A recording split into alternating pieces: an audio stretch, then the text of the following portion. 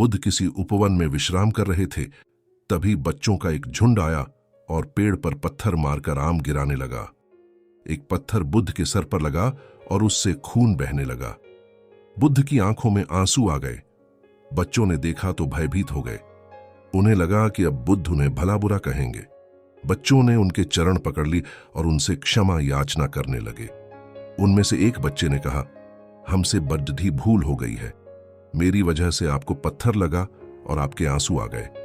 इस पर बुद्ध ने कहा, बच्चों, मैं इसलिए दुखी हूं कि तुमने आम के पेड़ पर पत्थर मारा तो पेड़ ने बदले में तुम्हें मीठे फल दिए, लेकिन मुझे मारने पर मैं तुम्हें सिर्फ भय दे सका, परिश्रम के साथ धैर्य भी।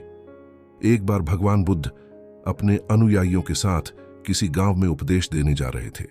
उस गांव से पूर्व ही मार्ग में उन लोगों को जगह जगह बहुत सारे गड्ढे खुदे हुए मिले। बुद्ध के एक शिष्य ने उन गड्ढों को देखकर जिज्ञासा प्रकट की, आखिर इस तरह गड्ढे का खुदे होने का तात्पर्य क्या है? बुद्ध बोले, पानी की तलाश में किसी व्यक्ति ने इतने गड्ढे खोदे हैं। यदि वह धैर्यपूर्वक एक ही स्थान पर गड्ढा खोदता तो उसे पानी अवश्य मिल जाता, पर वह थोड़ी देर गड्ढा खोदता और पानी न मिलने पर दूसरा गड्ढा खोदना शुरू कर देता।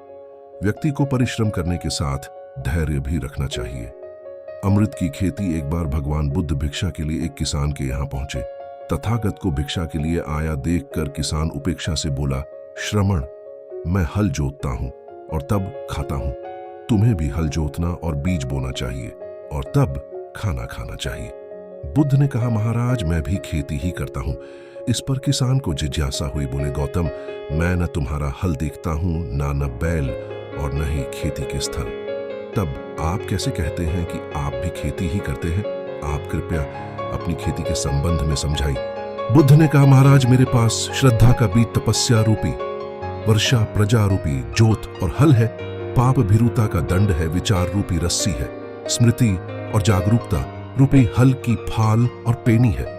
मैं वचन और कर्म में संयत रहता हूं। मैं अपनी इस खेती को बेकार घास से मुक्त रखता हूं और आनंद की फसल काट लेने तक प्रयत्नशील रहने वाला हूं। अप्रमाद मेरा बैल है जो बाधाएं देखकर भी पीछे मुंह नहीं मोड़ता है।